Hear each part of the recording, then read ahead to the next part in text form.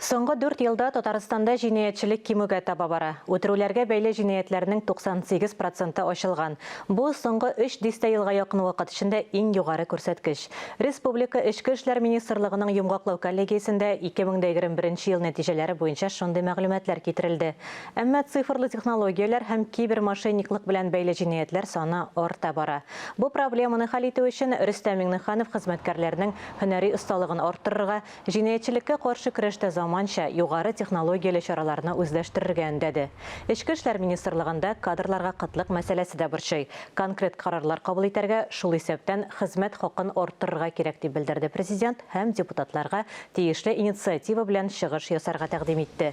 Тагын бер мөһим проблема юллардагы аварияләр. Гыйнвар ае нәтиҗәләре җитди борчу тудыра. Татарстанда үлемгә китергән юл транспорт һәлакәтләре саны арткан. Мы уже не только в желтой, красной зоне. Я не пытаюсь кого-то обвинить, но может и истечение обстоятельств, но как бы ни было, это общая наша работа. Мы все должны быть заинтересованы, и министерство, ведомства, и координирующая роль, конечно, ГИБДД.